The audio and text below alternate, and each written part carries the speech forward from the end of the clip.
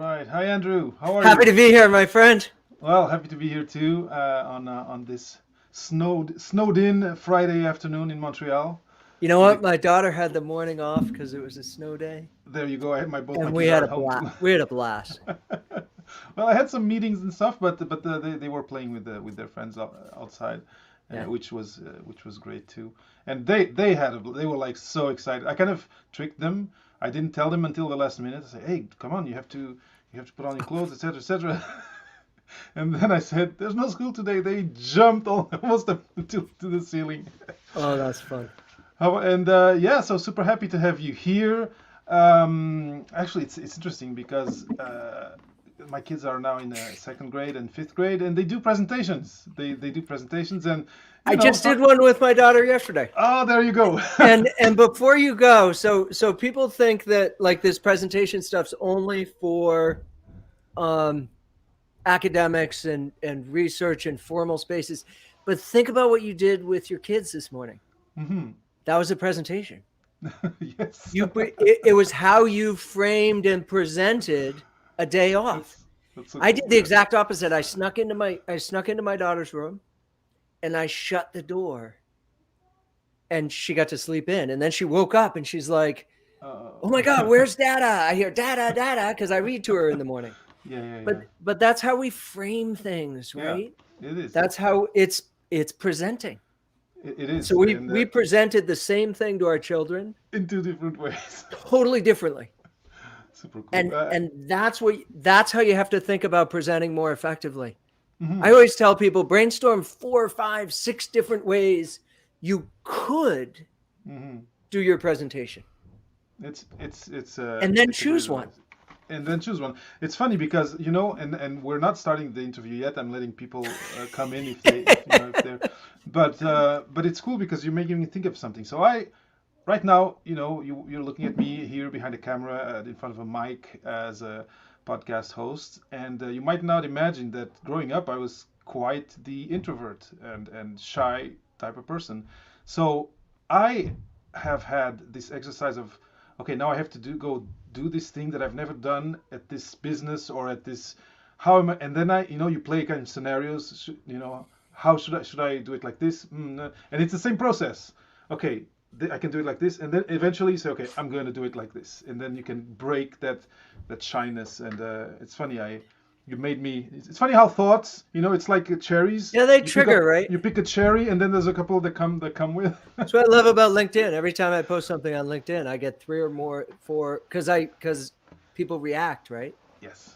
So I think about it. Before the show when you and I were talking about presenting being relative to being relevant for interviewing, and I was trying to Yes. grab that post I did yesterday about attitude and highs and lows. Hmm.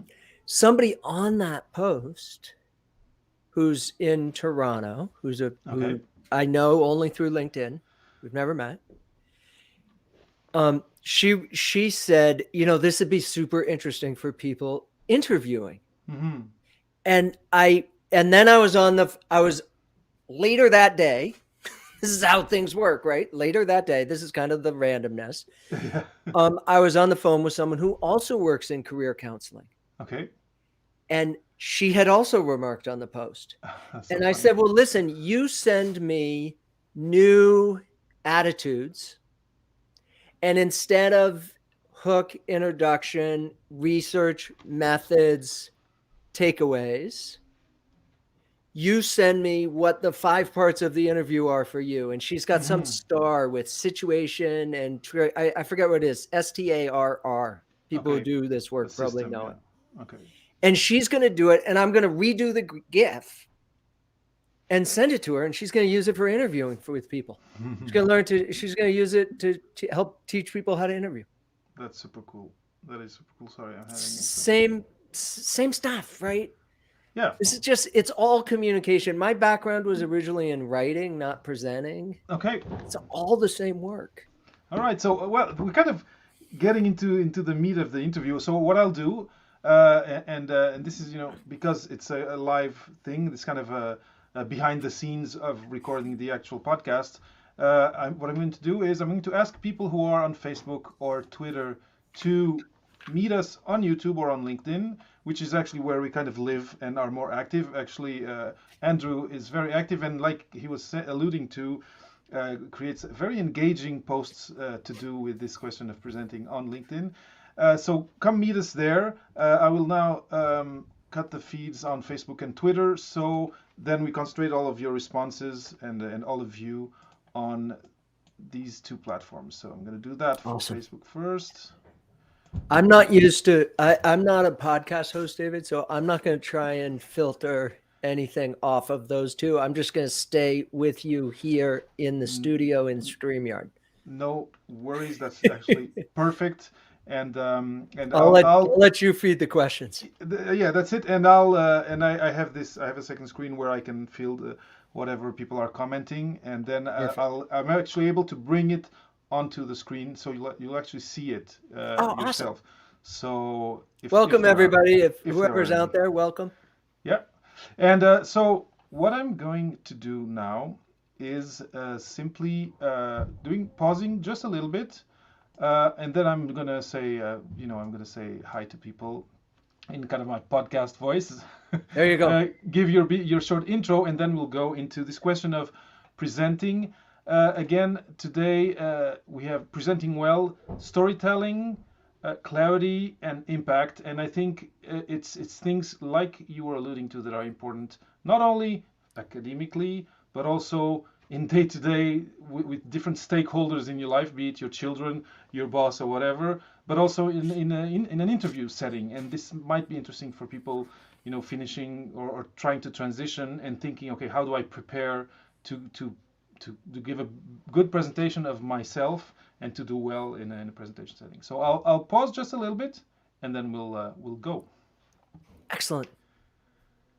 Welcome to this new episode of Papa PhD. Today I have the great pleasure of having with me Andrew Churchill.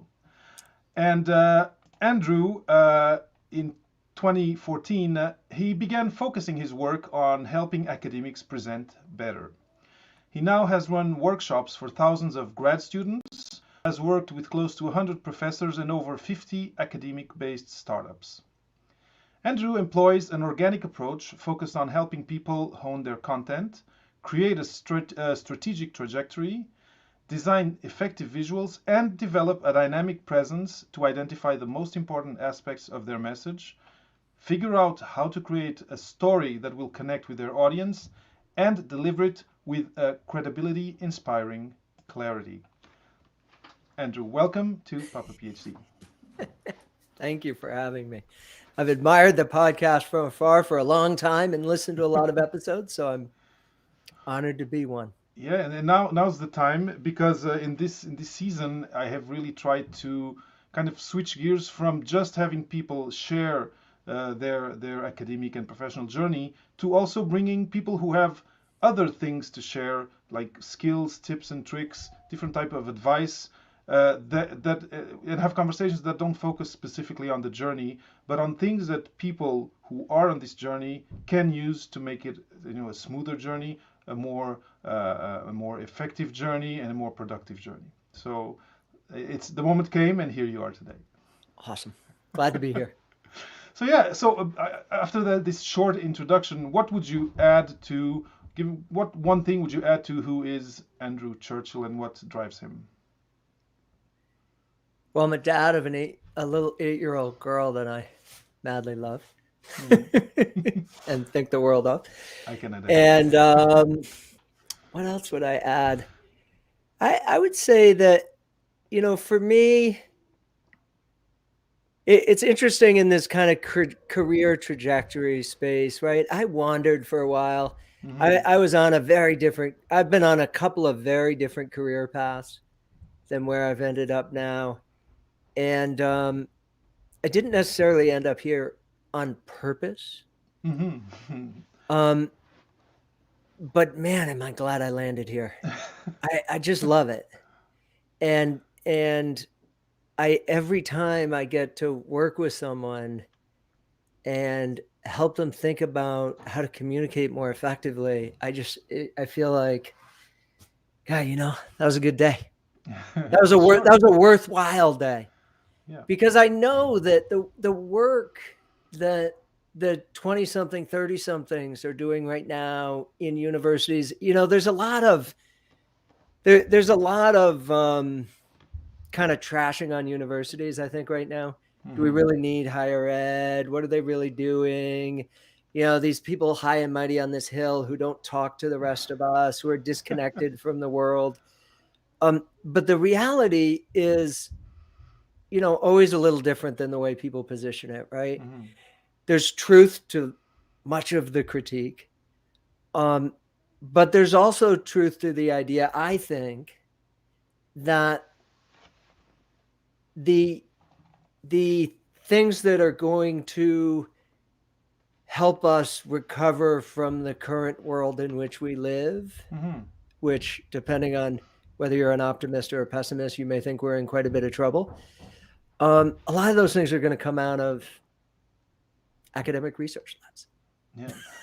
Like, when we start dealing with like environmental sustainability and stuff, like that stuff doesn't just appear. And the traction, what I try to do is help people get traction for their ideas. Because without the ability to communicate, without the ability to share, without the ability to what I call ignite curiosity, right? Then nobody listens to your research. Yeah, that's true. You sit there and you present, or you get in a job interview and you start talking about something that people don't understand, and they just glaze over. They might not look at their phone in a job interview, but they're thinking about the next candidate. They're not listening to what you say, unless you say it in a way that you first make them curious and want to learn more. Yeah. And then you explain it in a way that they can understand. And that's really, in a nutshell, that's how that's all good communication is. Meet people where they are and let them lead. That's true, and especially today, with all that's going on with this pandemic that we've been like fighting and dealing with and being dominated by for these last 2 years. There's this question of being able to communicate things that are sometimes hard to accept or hard to understand to a larger public effectively, and not have, because one of the dangers, like you said, is if you start using the wrong terminology, jargon, whatever, you sound academic. People just fall back into their preconception of, oh, okay, they're going to put on their lab coat and now trying to school me about this or that, and it is really really important, especially today.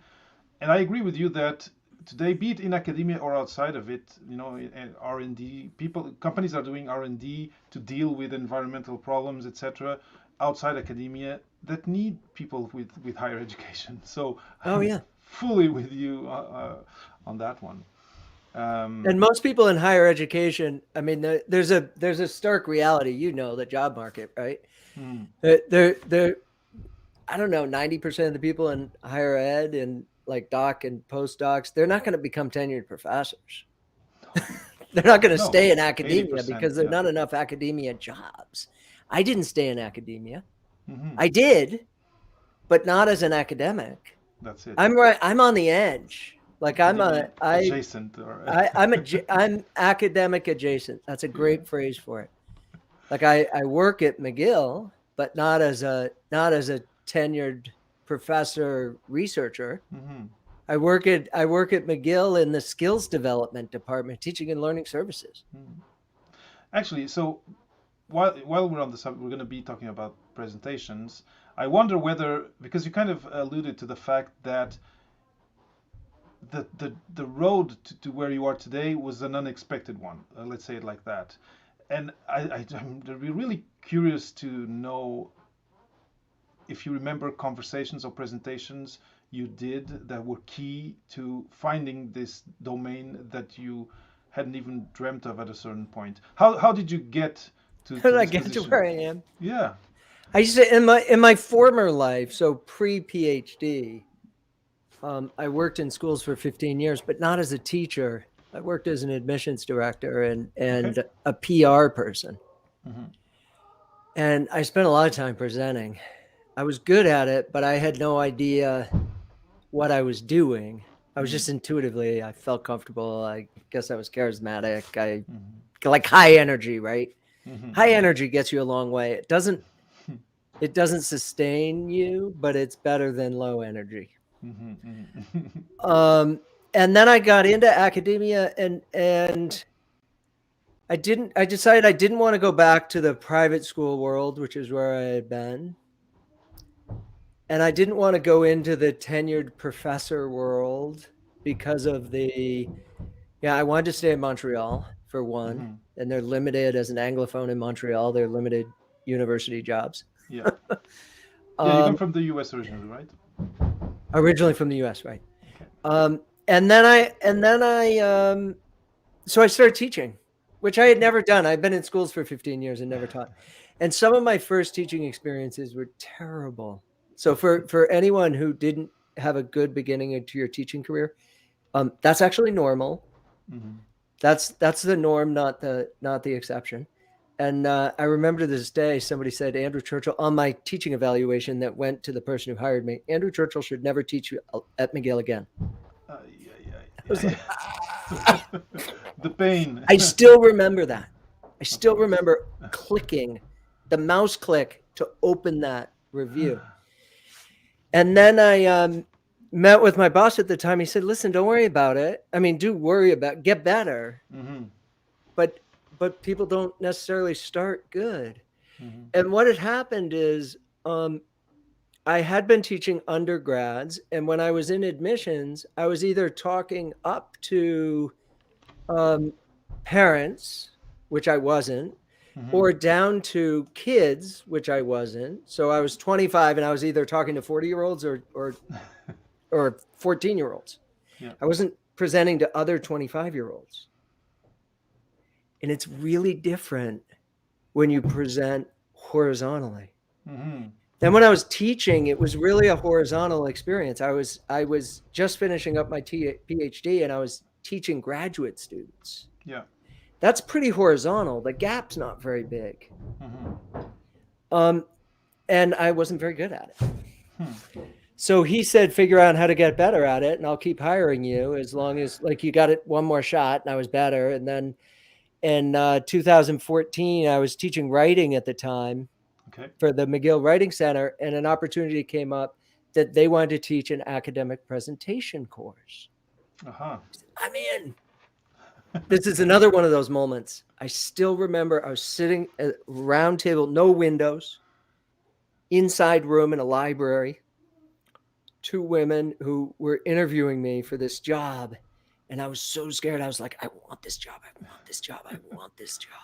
And I knew I'd be good at it. Yeah. But these 2 people had to make the decision. Of course.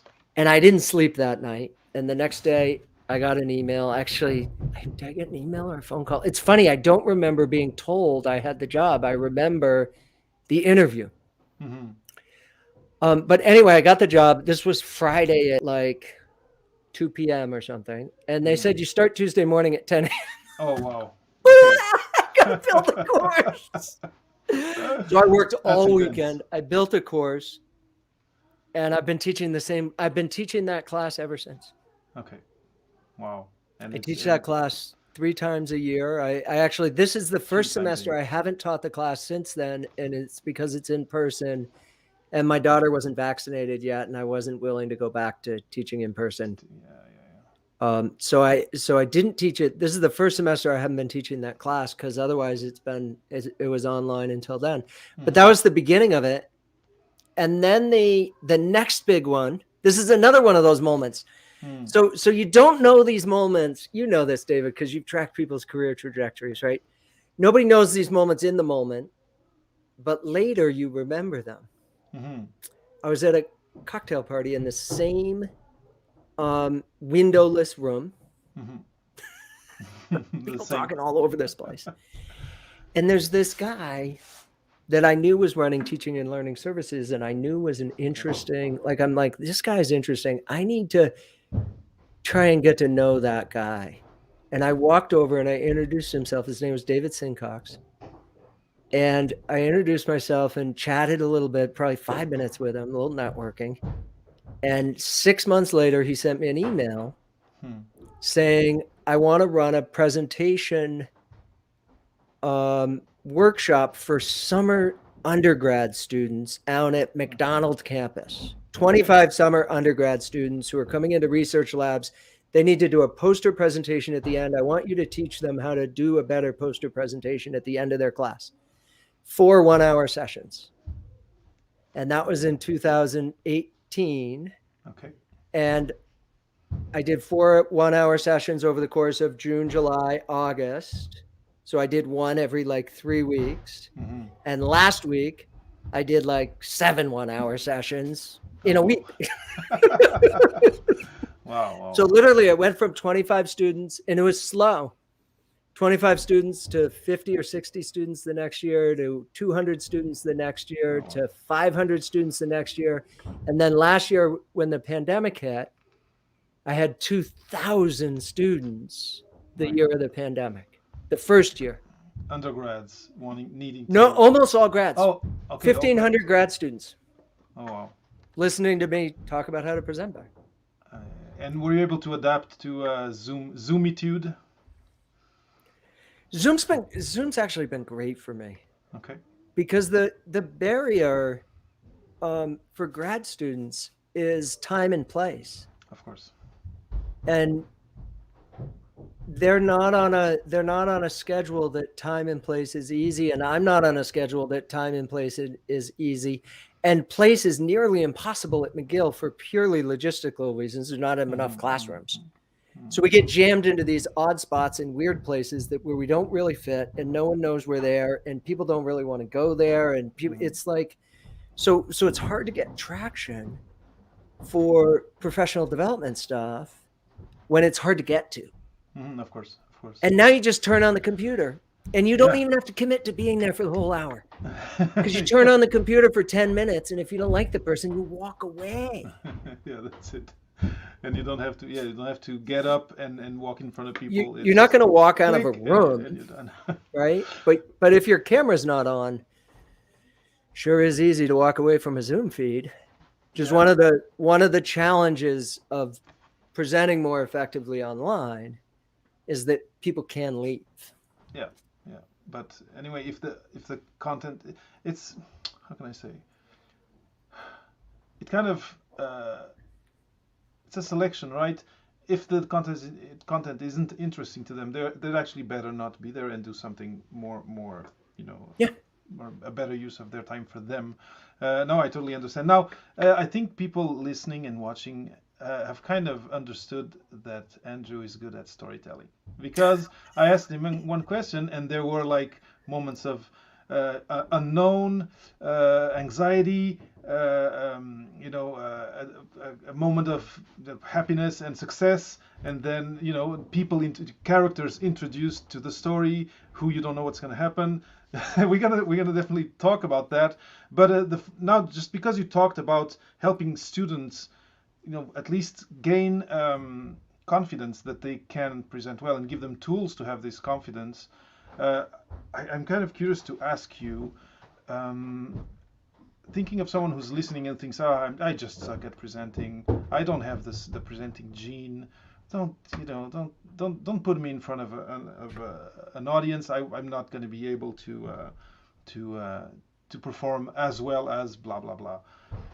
I imagine that you have such experience. I don't know, some of it in person, some not, but with so many young people who are maybe the ones who might be more self-conscious about presenting, especially in front of an audience.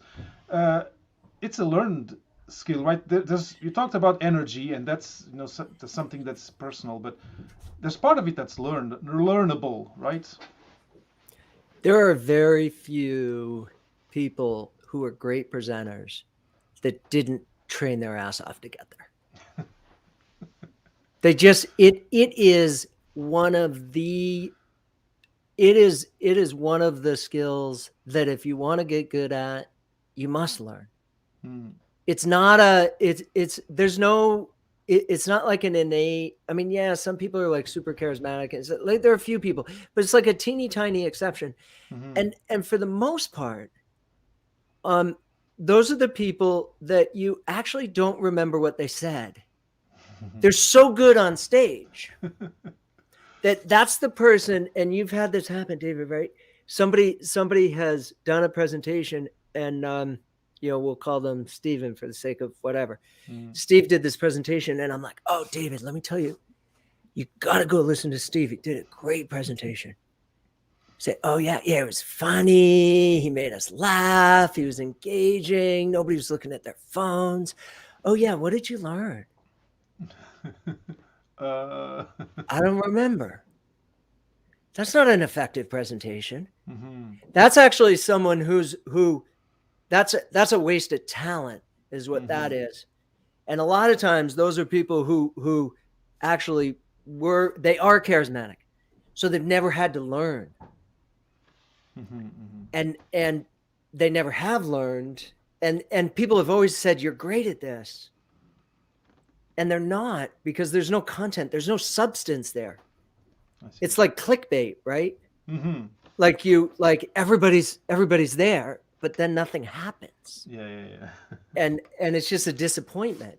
So when you start unpacking that, that becomes the question. The other myth, I think, with presenting is you don't actually have to be more than pretty good at it. I mean, if you want to do a TED Talk and you want the TED Talk to go viral, different story. But if you just want to get, like, you just want to be pretty good at it, so that like you're doing presentations and people don't fall asleep and people pay attention and people remember what you said, you don't have to get to like fantastic. You just have to get to, pretty darn good. And that's not actually that hard. I always tell the people I'm working with that the research you're doing in your lab is way harder than anything I'm going to teach you today. Like you're brilliant. Your work is the other work that you do is harder than this work. But you got to work at it. Yeah. It's not. That doesn't mean that it's like easy. It just means that most people can do it. Makes me think of musical instruments, and some people kind of have a knack for learning musical instruments, but someone who doesn't have the knack but trained for 13 years becomes a well-known and successful violinist, let's say, for example. It totally makes sense to me. Now, the thing is, when you're in academia, you're used to being highly scrutinized, to be under the microscope lens, and I guess that's probably a reason why people might say, "Oh, I'm not good at presenting," or I'm never going to be good at presenting, because their standards they're comparing themselves to are super high and super stringent. And what I'm hearing is, don't put the standards over there. It's overkill. Just get pretty good at it. And then if you get in a situation where it would benefit you to become really, really good at it, that's a different. I mean, don't stop at pretty good if you want to keep going. But don't be mediocre. All you're doing is wasting everybody's time. That's You're wasting your brain because you're not able to share what you know. And you're wasting your audience's time because you're not effective at doing delivering it. Yeah. That's an excellent segue to what I was going to ask you, which is, you can answer in two ways. What's the first step to take, let's say, to start learning this craft of presenting? Or the second way to look at it, and you can decide how to answer, what are the most common mistakes people are doing that are putting them in a situation of presenting badly or mediocre, in the mediocre way? I would say that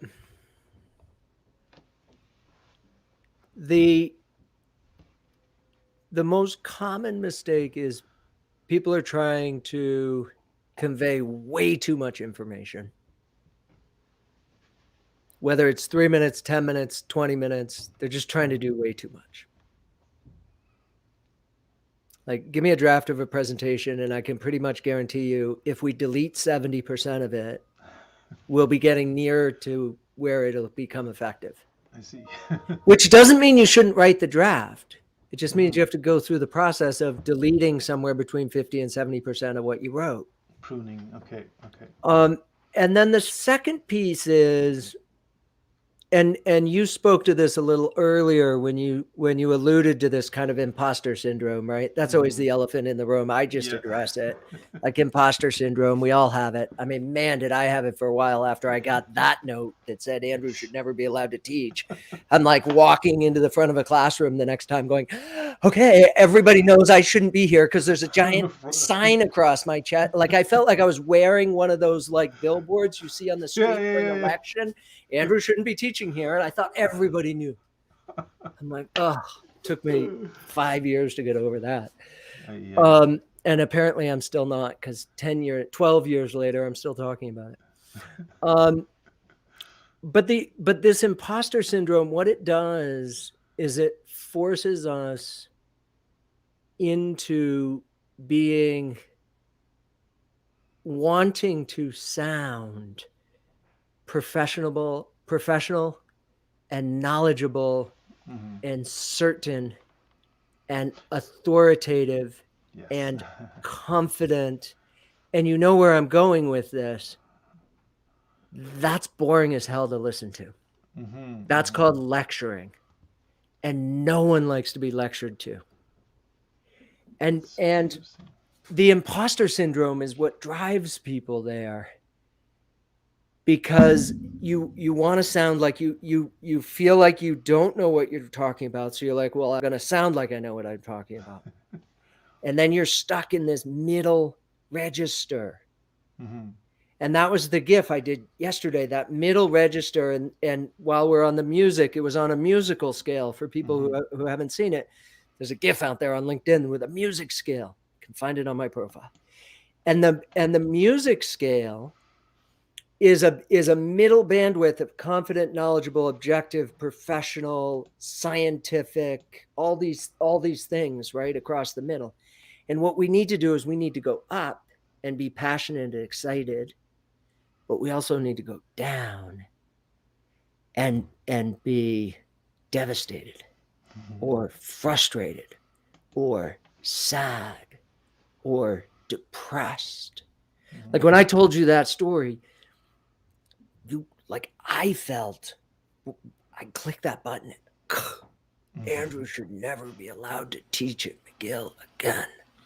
Yeah, that's hard. Like you hear that in the voice, right?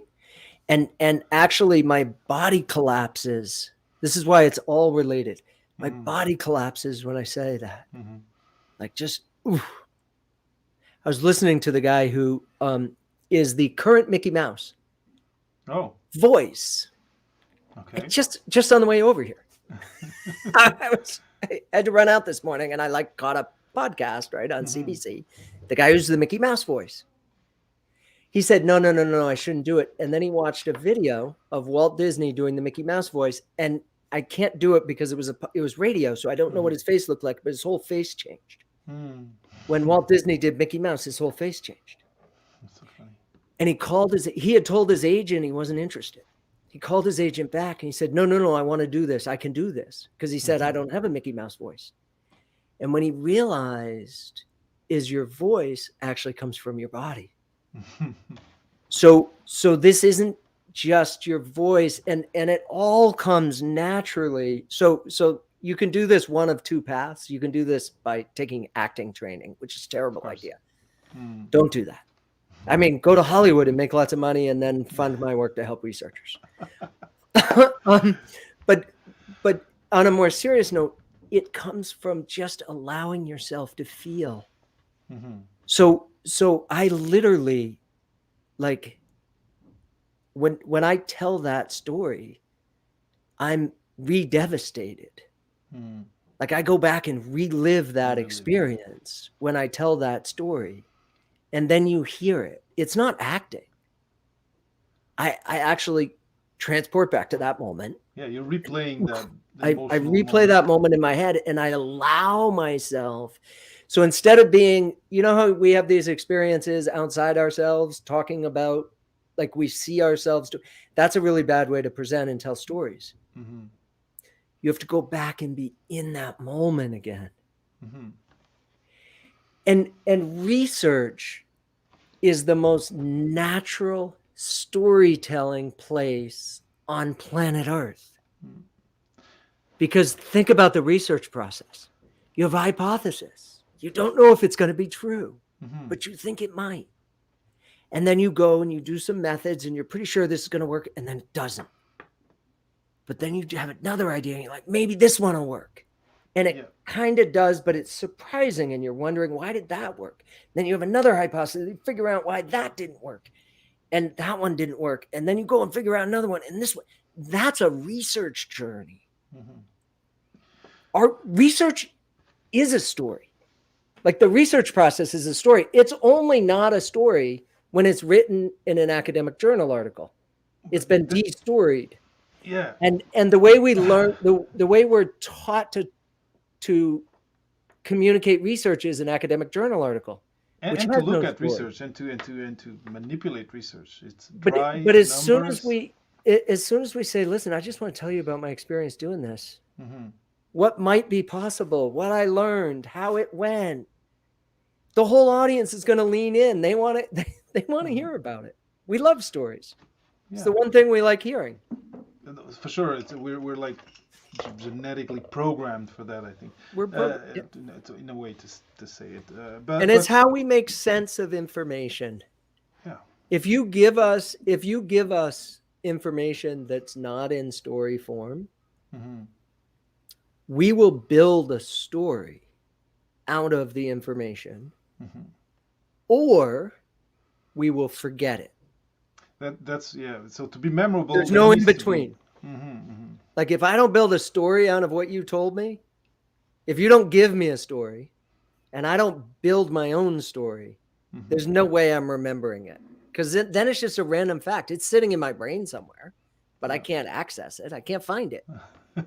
That's true, and it's makes me think of these people who are in competitions to remember a series of, I don't know, cards or numbers, and they tell stories.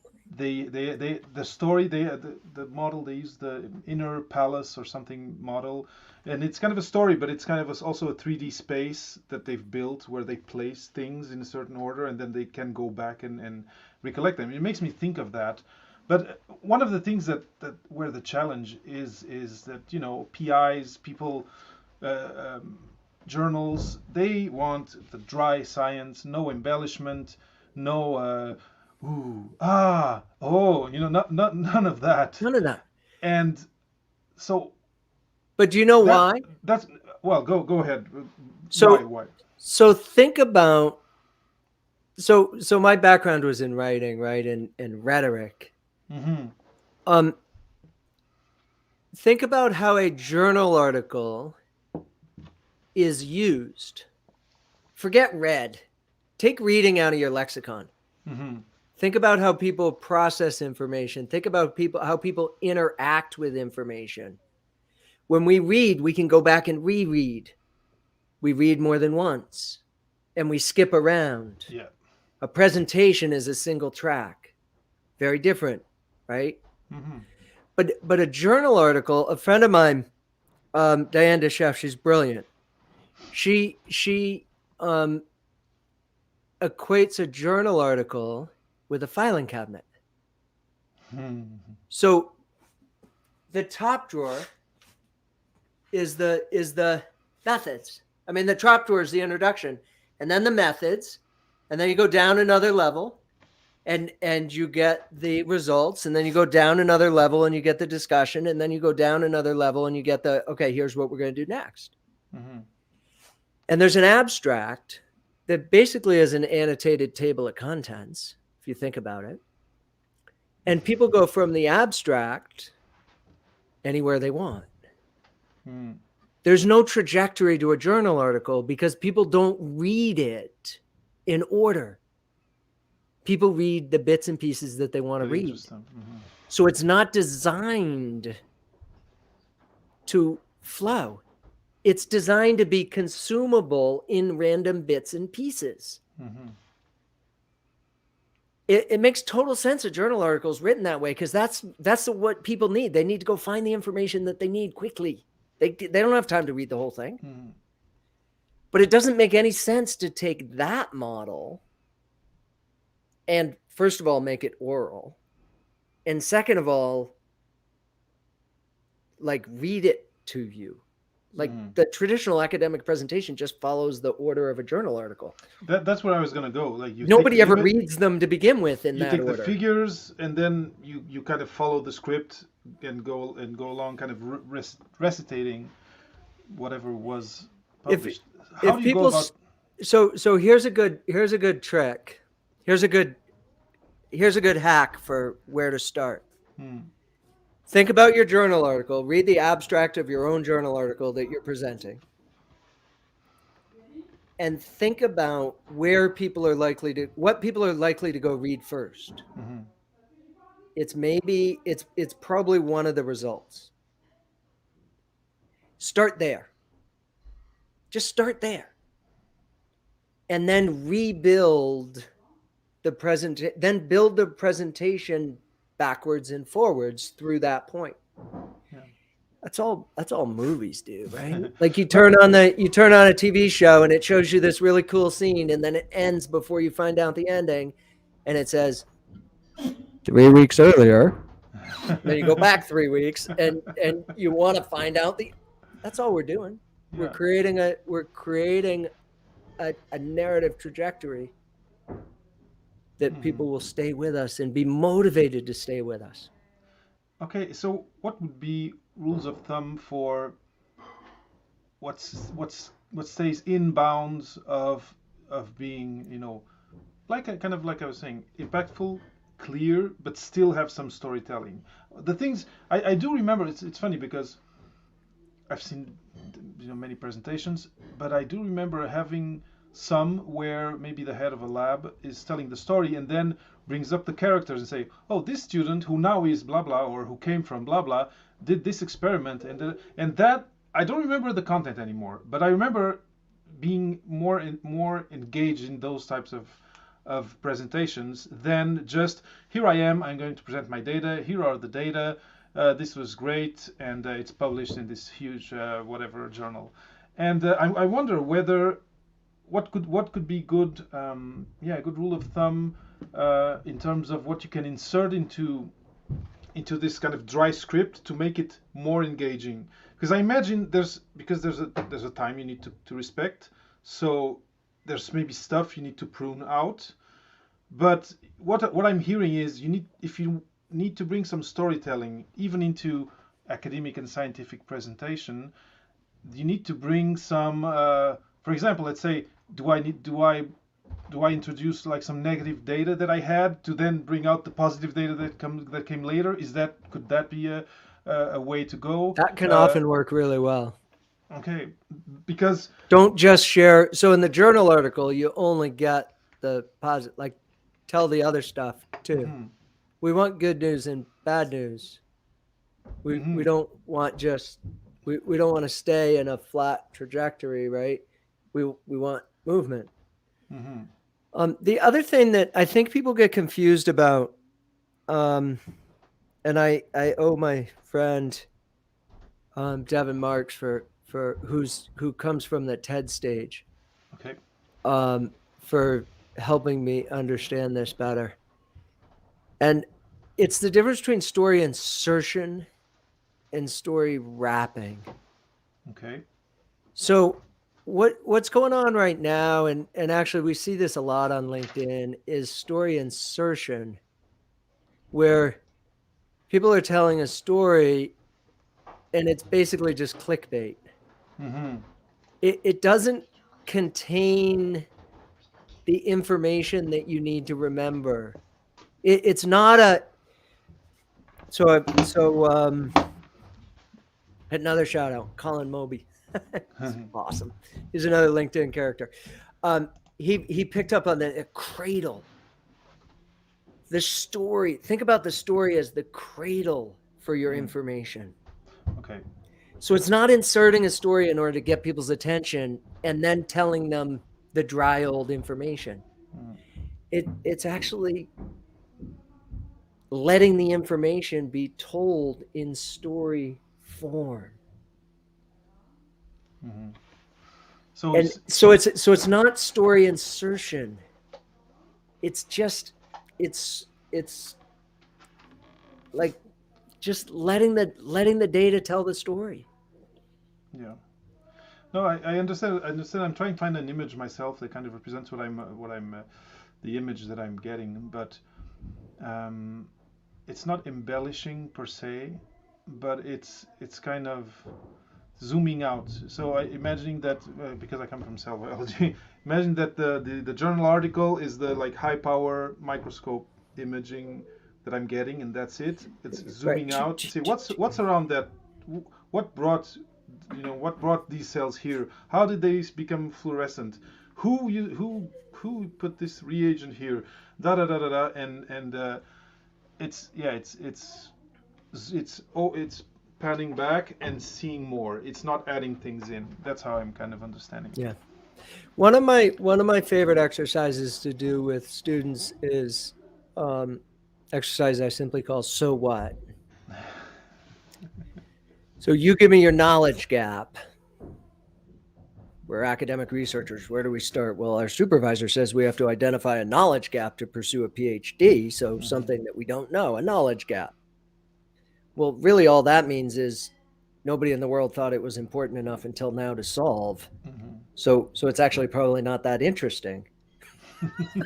Right? We don't tell grad students that. Your knowledge gap probably isn't interesting. No, so I just say, take your knowledge gap, write it down, and then say, so what? And then say, so what again? And then say, so what again? Take your hypothesis, do the same thing. Write your hypothesis. So what? If we figured this out, what difference would it make? Why does this matter? So what? Again, again, again, again. Take your methodology. Why do I do it this way? Don't talk about your methodology. Don't talk about why your methodology as what you did. Talk about why you did it that way. That's interesting. That's a story. Your methodology is not a story. It's just a random piece of information. But why you chose to do it, that's interesting. And that's actually going to develop, if you pick the right ones, you're now going to develop credibility and rigor, and people are going to trust you. Because the reason you did it this way was to make sure that your result was valid. We're not going to talk about, well, I did it this way because it was easy and quick. That's probably not a good one to lean into, right? so lean into the ones that make it more rigorous. Really interesting, yeah. Right? So methodology, why? So what? Like, do this with all your stuff, and you get all these sheets. I literally have people do this with like 4 or 5, 6 things. Like you have more than one knowledge gap. Do it with each knowledge gap. And that's the process you're talking about right there of panning out. Because this bottom line is stuff that the rest of the world can understand. Of course. And then what you can do is you can take that sheet of paper and you can invert it. And you can start at the end. At the interesting. So what? And go backwards into your lab. And then we're motivated. Like so you start with the so what of the hypothesis, bring that all the way to the front, start there, drill down to your hypothesis. And then the audience is going to lean in and say, okay, what happened? Yeah. And you're like, well, how did you figure this out? That's what we want our audience to be asking us questions as we present, even if their mouths don't. We want their brains to be asking us questions. Yeah. Okay, that was cool. So I get it. This is important. Can you tell me how you did it? Sure, that's called methodology. Okay, now that I understand how you did it, what happened? Oh yeah, I can tell you the results. Okay, now that you told me the results, Does it matter? What are we going to do next? Oh, yeah, I can tell you what I did next. That's a 10-minute research talk. Yeah. But now it's a research talk that's not this dry journal information. That makes me think that It's this people, teasing, right? yeah. There's teasing, and there's emotion there. There's more than just dry data. That this makes me think that people looking for PhDs, they could or should maybe ask this question of their potential PI, which is, what story are you trying to tell with this project? That would be great. And because if you start Trouble a is, a lot of project, PIs won't know. but or what chapter of an ongoing story is this? And where Because do I fit in the bigger story? and where do I fit, and what can I expect to contribute to the story? Because I think you make and impact is one of the parts of the title of this conversation, and this makes me think of impact, which is That's the bigger story. You can start, you often, I started a PhD not really thinking of, okay, what impact this is going to have on the field, what story is this telling, a little bit, but not so much. And had I done it, had I asked these questions, had I asked myself these questions, I might have been more articulate about my project during, and been more how can I say, intentional in deciding where I'm going with it. If it's a story, of course, in science you don't want to. Story is maybe Story is kind of a dirty word. Wishy-washy, word, but it's super interesting. But it's because people don't use story the way I'm using story. Mm-hmm. People think of story as story insertion. Something invented. They don't think about narrative. Storying your research. I use story as a verb. I like it. Story as a verb, not a noun. To story something. Mm-hmm. That's what we're doing. We're storying the information, because that's the way people process it. I'll tell you, as we get ready to wrap up here, I'll tell you something that is one of the most gratifying things about my work, and probably one of the most important, and is totally relevant back into kind of the job search world. And that is, most PhDs come to no longer like their research by the time they finish, because they're just exhausted. Like doing a PhD and actually completing it, by the time you're done, you just, like, dirty little secret no one talks about, you're going to hate it. It's Frodo in the Mountain of Doom. Yeah, it is. It's the ring, right? Like, just get it. Like, I can't get rid of it, but I need to. It's this weight. It's this, right? The magic's all gone. Mm-hmm. The invisibility cloak is gone, and it's just the weight of the ring, right? Yeah. That's an interesting analogy. I love that. But one of the things that I invariably get back from students when I work with them, and I have literally dozens of them, is emails saying, "Thank you very much. You made me remember I love my research." Yeah, that's awesome. And it just, every time I get it, I get a little tear, and I'm like, cool. But you got to remember, when you present, you got to find the love for your research again, because emotions are contagious. And if you don't love it, we're not going to as an audience. So you got to go back, and you got to remember and that's what that so what exercise does. Why do I love this? Why did I decide to do this? You're like 3-4 years ago, you decided to do it. You're still doing it. But you get that magic back. And then you can tell the story about your research journey, and you found the magic in it again. You found the love for it again. You found the passion for it again. And when you share that with your audience, magic happens.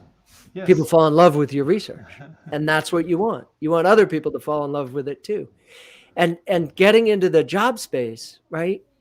This is what happens to candidates, is they talk about their research and they don't like it anymore. So it gets in, and they want to be confident and authoritative. So Yeah. they get in this middle band, right? We had that middle Wow, band wow, wow, earlier. wow, wow. Yeah. So in a job interview, you're sitting there in the middle band, and the person on the other side of the table's eyes glass over because they don't understand the content, Yeah. and there's no emotion. So there's no story, and they don't understand the content. There's nothing for them Mm-hmm. except to exit the room behind open eyeballs so you don't notice they left. But if you remember why you did it and the ups and downs, and you talk about, okay, so I've learned project management. Well, how did I learn project management? Well, because I really effed it up the first time. Let me tell you how I did it badly the first time. Let me tell you what I learned from that. Let me tell you what I do differently now.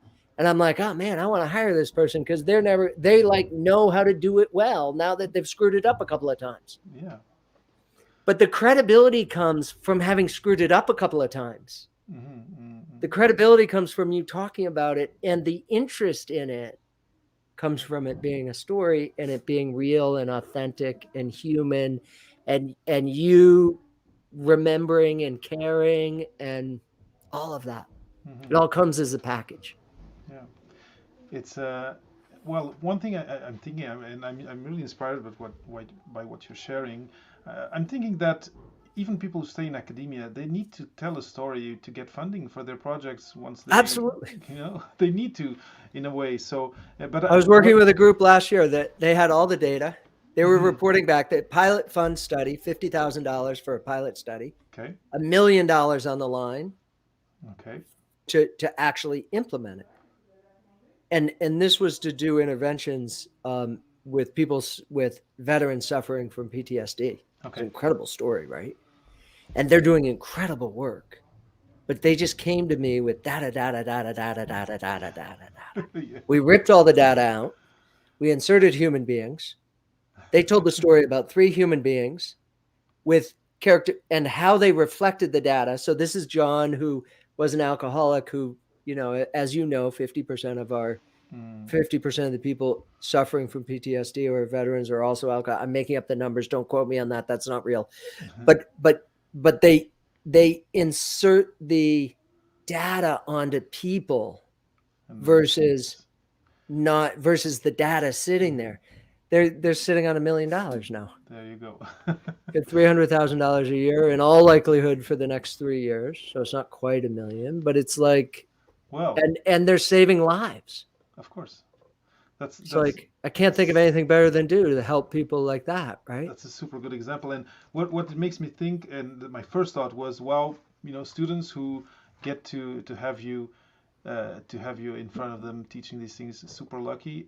If you're listening, if you're at McGill, and if you haven't taken the course, and if you feel not that comfortable presenting, I don't know when your courses start or end, but try to get the course. Take the class. Take the class. I definitely. I would And have it's a loved workshop to take series. it. So you can do it as a workshop series. I work with the McGill 3MT. I work with half a dozen different groups around probably a dozen different groups around campus, Mm-hmm. doing different speaking engagements.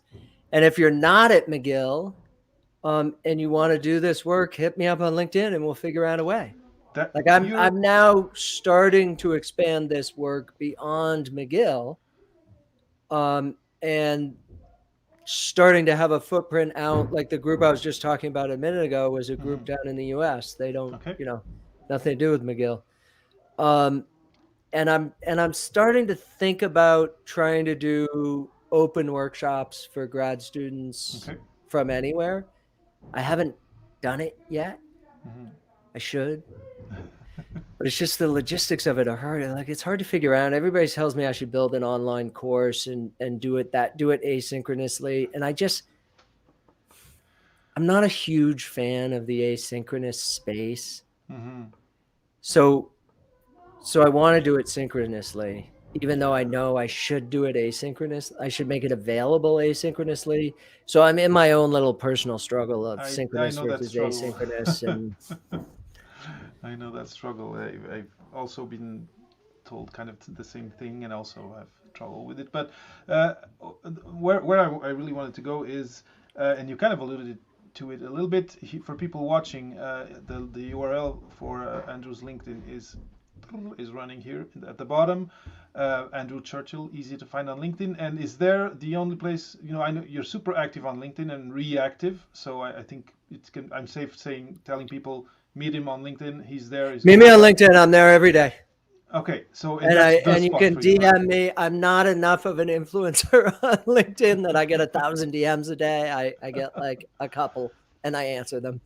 Yeah, and there's also is there any other place they can find you, or we didn't mention it, but you have So Hone homecommunications.ca. Communications is the consulting company that the component that I work with at Hone is present better. So there are three Okay. aspects of Hone: write better, apply better, because I actually do some work in this application space. I do a lot of Okay. work with people doing personal statements because Okay. those are stories, right? Yeah, yeah, yeah. I've done a number of business school personal med students, like people who need to tell the story of kind of their journey Hmm. in a competitive application space. I used to run an admissions office, so that's a pretty Yeah, good fit. yeah, yeah. But really, the present better space is the work that I'm leaning the hardest into and enjoy the most right now. Hmm. And LinkedIn's the best place to find me. Great. And if you're at another university and you want to put together a workshop at your university, I'm all ears. It's like we have the technology to go anywhere instantly, right? Of course, of So it's course. super easy to put together traveling workshops for places. Great. Well, Andrew, we're getting to the end of the interview, and I think it was It's clear pretty to good. We've anyone. done a whole hour. You said we No, weren't. usually it's less, but when it's interesting, you need to. There's It's some. been super fun. I appreciate it. Yeah, that's it. And I can't deprive people from good content, and that's why. And it's a pleasure to. Now, what I was gonna say is, so yeah, no, I know now. What I was gonna say is, I think it's clear to anyone who watched or listened how passionate Andrew is about this. Also, how knowledgeable, how much experience you have. But for me, apart from the experience, it's the love you have for this content, for this subject. And if you just check what he posts on LinkedIn, and I think the passion comes through, and it's one of the things that inspire me in what you do, and that have brought me in close contact to you. Also, I'm super grateful that you have given this hour of your time to be with me here behind the or in front of the camera, and now also for Papa PhD. I think people will be inspired, and I hope people at least take home the message that you can learn these skills. You don't need to be I don't know, names. The one that inspires me now is Simon Sinek. You don't need to be a Simon Sinek who's on TEDx. You need to be okay. You just need to learn some skills and have these good ingredients that you put into the mix, that keep things real but that make them interesting. And I think we could go deeper in I other bet you find conversations. some. I bet you Yeah, find some old Simon Sinek tape. and It's it'll not suck very good for sure, for sure. because he didn't use. I can guarantee you, he didn't used to be good at it, I'm sure. because I can say that about anyone, and it's always true. And you get better at it. Yeah. So yeah, again, Andrew, thanks so much. It's My been a real pleasure. pleasure. And I hope we maybe we can, anyway, maybe off the mic we can talk about this more. But I think there's interesting things there's more we can dig into different specifics of things you said, like Love it. the one about We'll the do a tone, part two. the tonality, low, medium, high. That doesn't come natural to everyone, but it can be learned. And it was clear, like I said at the beginning, when you just told your story of your journey to where you are. You used those things organically, so it was fun to to watch and to listen. So again, thank you. And before I finish, one thing that is it's a new thing on the show. I have asked, and I'm asking listeners of the show, and I told you this off camera, Andrew. I'm asking them to send a message through my voice, through Papa PhD. And one of the things I suggested, and it's the most popular one as of yet, is to send a what would you like to tell yourself when you were a first year PhD, knowing what you know today. And I have a second one today to share with the audience. So I'm going to do that right now. Again, it's funny because there's an aspect of storytelling in this exercise because people think back on what they lived and they kind of this bringing the knowledge of today to that journey. There's a sort of aspect of storytelling too, so I hope you'll find it a little bit interesting, Andrew. But yeah, so it's going to be my second PhD gram on Papa PhD. It comes from Natalia, who says, if I had given myself as a first year PhD student some advice, I would say, don't close yourself in a bubble. We like to spend all our time with people similar to us in grad school, as we share the same lifestyle, aspirations, and problems. I did that too, and I regretted later on. I overslept technological revolution because of this flocking behavior, and I missed lots of opportunities in life. So look around. There is life beyond grad school. You don't know what the future will bring, so educate yourself by making friends with people different from you. Older people, younger people, people with different hobbies. It will make you more open, wiser, and better prepared for the open job market. Good luck. So this was the I love first that round. advice. Isn't it good? That's great advice. But again, you can kind of retell this story or kind of rewrite the story It's her after. story, right? She Yeah, regrets. after. Like it's something she and she's vulnerable. She's sharing a regret. Yeah. She's reflecting on something she would have done differently. Yeah. So it's not just lecturing at us. No, it's going And that's to. that's the magic. Don't lecture. It is. Have a conversation. Don't lecture. Yes. Actually, one of the posts that I saw that I really loved what you had said. It's the talk with, not talk to, or something like that. I really like Yeah, that exactly. concept. Yep. Talk Yeah. with, not talk to. Awesome. Talk with your audience, not talk at your audience. That's it. Not talk at your Yeah. audience. Awesome. Andrew, again, thank you. This ends Pleasure. the recording or the podcast recording part of the of this live. We're going to end the broadcast soon. I don't want to take too much of your time, and also the people who might be watching. Thanks for having been here with us. If you have, again, any questions for Andrew, he's super reactive and responsive. That's what I wanted to say on LinkedIn. Don't hesitate. It'll be your loss if you don't ask him your burning questions. So, again, bye everyone. Thank you so much, and see you on the next episode of Papa PhD.